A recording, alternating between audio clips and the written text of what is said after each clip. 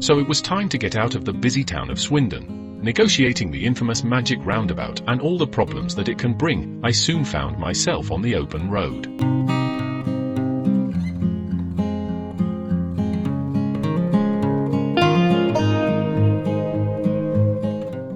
A 40-minute drive lies ahead of me. I chose a route that would take me through the lovely market town of Marlborough.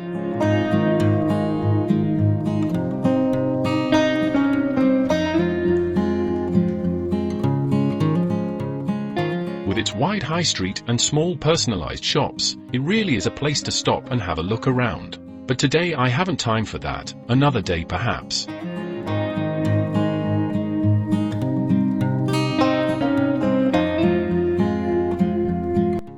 Soon I was through Marlborough and on the Old London to Bristol Road heading towards Devizes. On the right side, you will see a rather unusual hill. This is Silbury Hill. Silbury Hill is the largest artificial prehistoric mound in Europe. Probably built over a short period between about 2470 and 2350 BC. It is one of the most intriguing monuments in the prehistoric landscape of the Avebury World Heritage Site. We do not know its purpose, or its meaning for the late Neolithic people who built it, but its enduring presence in the landscape has inspired myths and legends as people have sought to explain its purpose.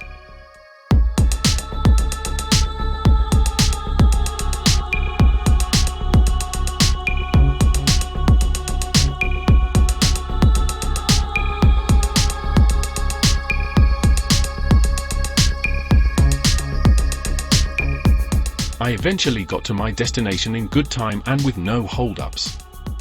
I had about 2 hours to kill, so I went down to the World Heritage Site, which is Caen Locks. And it's here where we pick up the video next.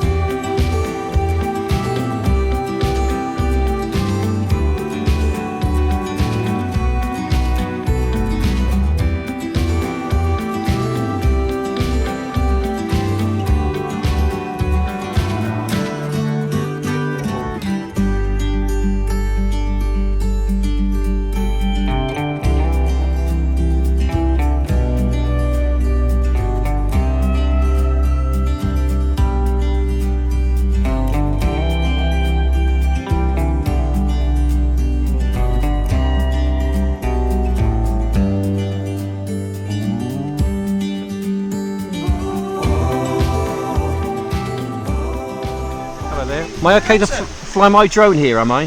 Have you sought permission from the Canals and Rivers Trust, sir? I've not, no. In that case, I can't. Yeah, no, technically okay. speaking, yeah, I can't, wearing this uniform, turn around to you and say yes. Okay. What about if I was to move off the area, go maybe 100 metres away and then fly it? That's my advice. Best of luck. Just go somewhere quiet. Okay. But you look as though you're a bit of a professional to me. Don't hit anyone with it. Goodness sake, no, I won't do that. Don't we worry. never had this conversation. Okay. Right. I see what you mean. Best of luck, my friend. Okay, cheers. Appreciate that. Thank you.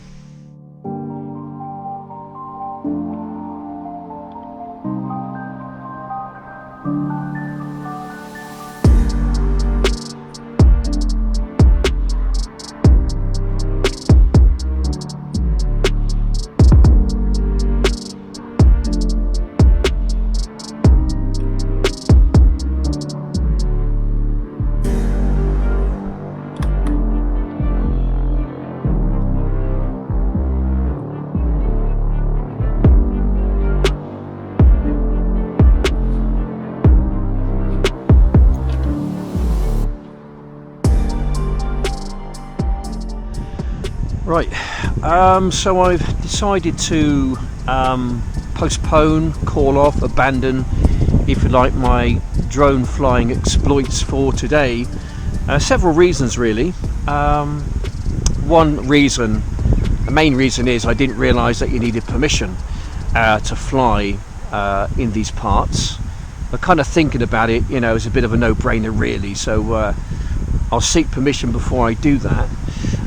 However, I was out here a year or so ago, flying my drone then, so you know, I shall put some footage in the video in a while. The other reason is that the weather is not really drone flying weather. With a small drone, it finds it difficult to handle gusts of wind, which is what we're getting today. We've got another Atlantic storm coming in.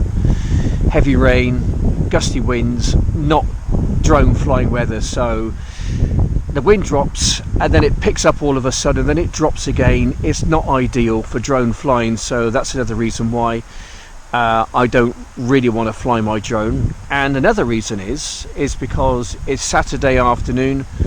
You know, people have been working all week hard. They come out here for a bit of relaxation, a bit of quietness, a bit of enjoyment, and the last thing they want is some guy flying their drone around ruining their walk. So what I will do, I was out here a year or so ago, fly my drone naughtily. I didn't have permission to do that, and what I'll do, because it was a nicer day then, that was fly my 2 Hubsan drones, which I've no longer got, by the way. That's crazy. I know, that's crazy. Yeah, so I'll insert some footage there.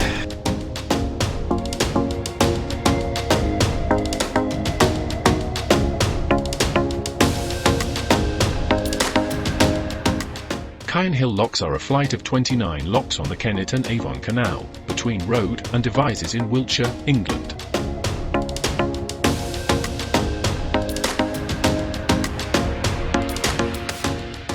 The 29 locks have a rise of 237 feet in 2 miles, in 3.2 kilometers, or a 1 in 44 gradient.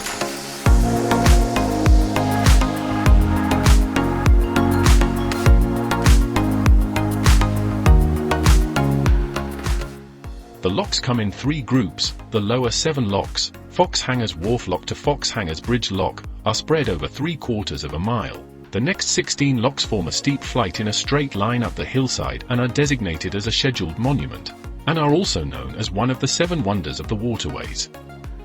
Because of the steepness of the terrain, the pounds between these locks are very short.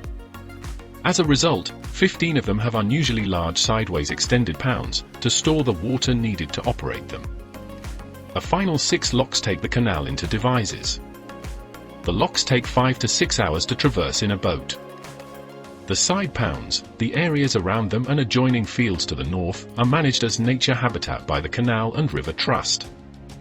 Over 30,000 trees were planted in 2012 to 13 to mark the Diamond Jubilee of Elizabeth II.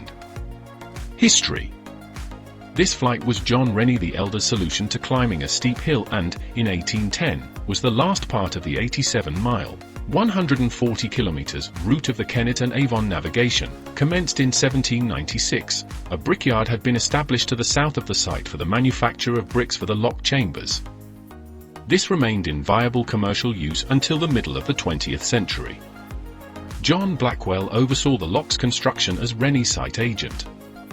Between 1801 and 1810, a tramway had provided a trade link between Fox Hangers at the bottom and Devizes at the top, the remains of which can be seen in the towpath arches of the road bridges over the canal. In the early 19th century, between 1829 and 1843, the flight was lit by gas lights.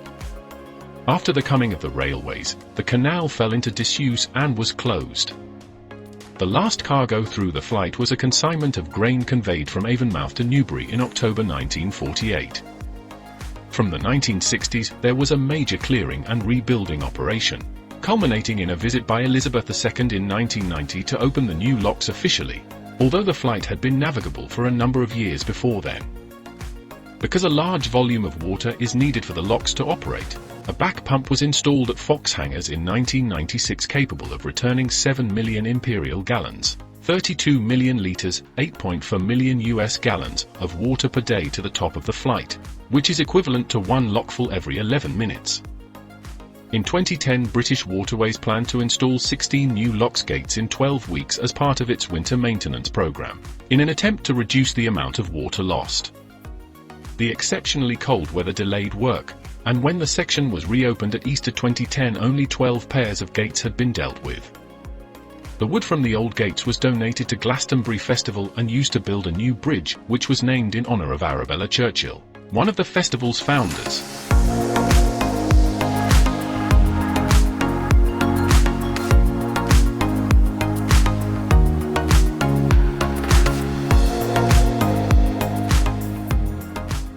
So this is the end of my video for today. I hope you found it of interest and entertaining. Thank you for watching the Oxfordshire Man, and we will see you on the next one.